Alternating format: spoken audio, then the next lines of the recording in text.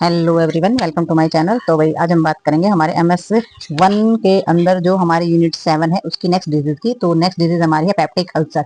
तो peptic ulcer जो होते हैं उनके बारे में इसमें पता चलेगा भी अल्सर हमारे कहाँ कहाँ जो डाइजेस्ट सिस्टम में होने वाले जो अल्सर होते हैं तो वो कहाँ कहाँ होते हैं और क्या क्या उनको बोला जाता है। तो इसमें डेफिनेशन में इन्होंने बताया है, it is the defined as a break down in continuity of the mucous membrane of duodenum, esophagus, stomach or breach in lining of digestive tract produced by the digestions of mucosa by pepsin and acid are present in abnormally high concentrations। तो इन्होंने बताया है कि जो हमारा oesophagus होती है, डिओडिनम्स होती है और स्टमक होता है, तो इनके अंदर जो ब्रिज इन लाइनिंग होती है यानी कि इनकी जो म्यूकस मेम्ब्रेन्स होती है उस लाइनिंग के अंदर अगर लगातार ब्रेकडाउन के कारण दरारें पड़नी स्टार्ट हो जाती हैं तो डाइजेशन म्यूकोशंस में जो है पेप्सिन एसिड की प्रेजेंस के कारण क्या होता है, हमारी अबनॉर्मल हाई कंसंट्रेशन बढ़ना स्टार्ट हो जाती है और उसकी वजह से क्या हो जाता है, पेप्टिक अल्सर होने स्टार्ट हो जाते हैं।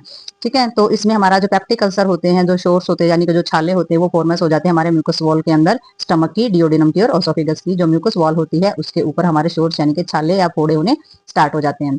ठीक है, तो हमें पता चल गया अभी पेप्टिक अल्सर हमारे कौन कौन सी जगह पर होते हैं। तो डायग्राम में हम देखते हैं, डायग्राम में ये हमारा स्टमक है, ये हमारा जो है ये गैस्ट्रिक अल्सर बोला जाएगा क्योंकि स्टमक के अंदर है ये फोड़ा। ये हमारे जो जगह है ये डिओडिनम वहां से स्टार्ट होती है तो ये डिओडिनम अल्सर बोला जाएगा हमारा। और यहाँ हमारी ओसोफेगस होती है, हमारी खाने की नली है, तो ये हमारा बोला जाएगा ओसोफेगस अल्सर। तो ये जो हमारे डिओडिनम्स होती है, डिओडिनम हमारा स्मॉल इंटेस्टाइन्स का फर्स्ट पार्ट होता है, तो इसी के अंदर हमारा सारा डाइजेशन सिस्टम होता है। ये जो पार्ट है ये हमारा पाइलोर का पार्ट है, पाइलोर खुलता है तभी डिओडिनम में फूड आता है हमारा। ठीक है, तो ये हमारा जो अल्सर है स्टमक में होने वाला गैस्ट्रिक होता है और ओसोफेगस अल्सर होता है और ये हमारा डिओडिनम अल्सर होता है। तो इसमें जो हमारे अल्सर होते हैं वो 3 टाइप के हमारे दिए गए हैं, गैस्ट्रिक अल्सर है, डिओडिनल अल्सर है और ओसोफेगस अल्सर है, जो कि हमने अभी अभी डायग्राम के अंदर देखे हैं। अब हम इनको एक्सप्लेन करेंगे अलग अलग से कि भाई ये जो अल्सर होते हैं किस किस वजह से होते हैं, क्या क्या रीजन इनका रहता है।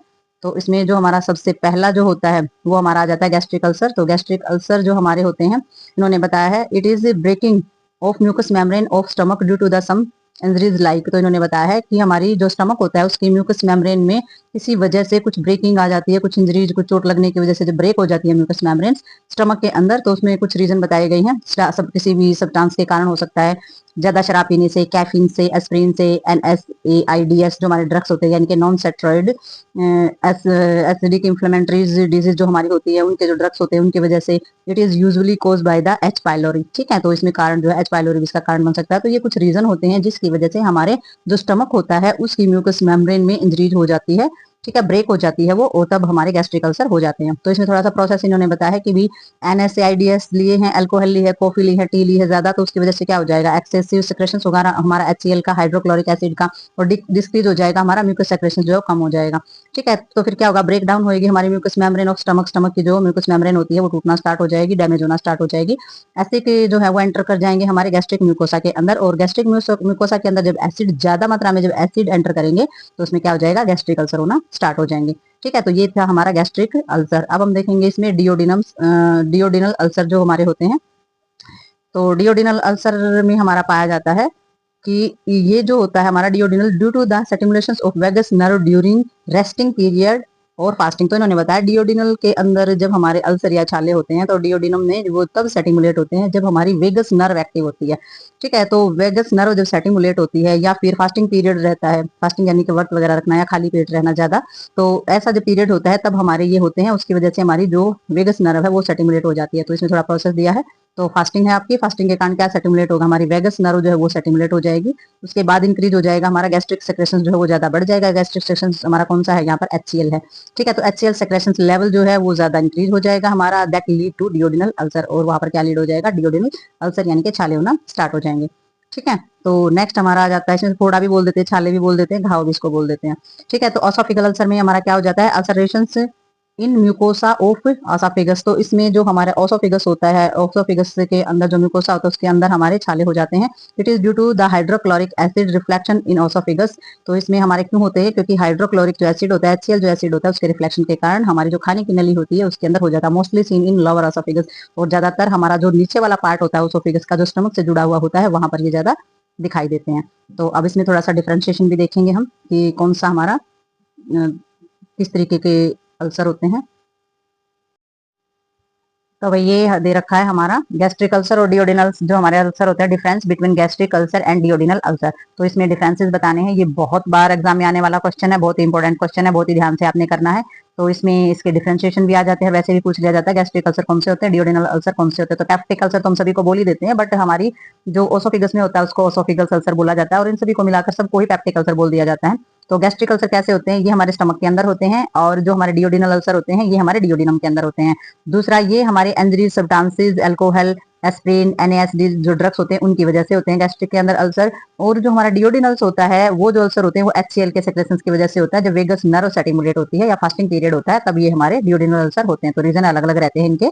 तो पेन इसमें क्या होता है, इसमें लेफ्ट हमारा जो एपिगैस्ट्रिक रीजन होता है, गैस्ट्रिक अल्सर हमारे तो पेन हमारा कहाँ पर होता है, जो एपिगैस्ट्रिक रीजन होता है उसके अंदर होता है। और जो डियोडिनल अल्सर का जो पेन होता है वो हमारा होता है राइट एपिगैस्ट्रिक रीजन। तो आपने ध्यान देना है कि स्टमक दूसरी तरफ है और जो डियोडिनम होती है वो घूम के दूसरी साइड, राइट साइड की तरफ होती है। तो इसलिए इनका पेन भी अलग अलग होता है। अगर राइट साइड में पेन है तो डियोडिनम के अंदर अल्सर है, और अगर लेफ्ट साइड में पेन है तो हमारा गैस्ट्रिक अल्सर ये होते हैं, इनके स्टमक के अंदर अल्सर है। और नेजुआ इसमें अंदर कॉमन होता है, जो मन मचलता है, और जो हमारा डियोडिनम होता है इसमें रेयरली होती है चीजें। नेक्स्ट इसमें नंबर 5 में आ जाता है vomiting with the occurs in this case. तो इसके अंदर जो वोमिटिंग होती है उसके अंदर ब्लड हो जाता है। गैस्ट्रिक अल्सर में ब्लड आएगा वोमिटिंग के अंदर, और जो डियोडिनम अल्सर होता है उसमें स्टूल पास आउट के अंदर, यानी कि जो आप पास आउट करते हैं तो उसके अंदर, स्टूल के अंदर आपका ब्लड आएगा, यानी कि जो आपकी जो स्टूल पास आउट होता है उसके अंदर ब्लड आना स्टार्ट हो जाएगा। और वेट लॉस हो जाएगा। गैस्ट्रिक अल्सर होगा तो वेट लॉस हो जाएगा, आपका वेट कम होना स्टार्ट हो जाएगा। और डियोडिनल अल्सर अगर है तो आपका वेट कम नहीं होगा, वेट लॉस नहीं होगा। नंबर 7 में इन्होंने दिया है पेन स्टार्ट हो जाएगा जस्ट आफ्टर टेकिंग फूड। खाना खाते ही दर्द स्टार्ट हो जाता है गैस्ट्रिक अल्सर अगर आपको है। और इसमें दिया है कि जो on set of the pen after 2 से 4 आवर ऑफ टेकिंग फूड। और अगर डियोडिनम के अंदर अगर अल्सर है तो खाना खाने के 2 से 4 घंटे बाद आपको पेन स्टार्ट होएगा। ठीक है। तो नेक्स्ट इन्होंने दे रखा है pain is present while anger. तो इसमें जो पेन होता है वो भूख लगने पर पेन स्टार्ट हो जाता है, और इसमें ये चीजें ऐसी नहीं होती है डियोडिनल अल्सर के अंदर। तो इसमें पेन रेगुलर रहता है। अगर गैस्ट्रिक अल्सर आपको है तो पेन जो है वो लगातार रहा रहेगा, खत्म नहीं होगा, कम नहीं होगा। और जो डियोडिनल अल्सर होता है इसके अंदर पेन रेगुलर नहीं होता है, होएगा, ठीक हो जाएगा, फिर होगा, फिर होगा, तो इसमें रेगुलर नहीं होता है। तो मेलिगेंसी इज नॉट कॉमन, और इसमें कॉमन होती है। तो जो गैस्ट्रिक अल्सर होते हैं इसमें मेलिगेंसी इज नॉट कॉमन का मतलब ये होता है, मेलिगेंसी होती है घातक अवस्था, यानी कि कैंसर सेल्स वगैरह का बढ़ जाना, कैंसर सेल्स हो जाना, तो इसमें कॉमन नहीं होती है। बट डियोडिनम जब अल्सर हो जाते हैं तो इसमें हमारी मेलिगेंसी यानी कि घातक जो स्थिति होती है, जो बहुत ज्यादा नुकसानदायक जो स्थिति होती है वो हमारी कॉमन होती है। तो ये थे हमारे difference between gastric ulcer and डियोडिनल ulcer. तो इनको ध्यान से देखना है, ध्यान से आपने याद करना है, क्योंकि बहुत ही इजी तरीके से पॉइंट में ये दिए गए हैं, बहुत अच्छे से आपने लर्न करने हैं। तो इसका आगे भी हमारे अल्सर के कुछ टॉपिक बाकी हैं जो कि हम जो हमारा सेकंड पार्ट है हमारी वीडियो का उसमें हम कंप्लीट करेंगे। तो तब तक के लिए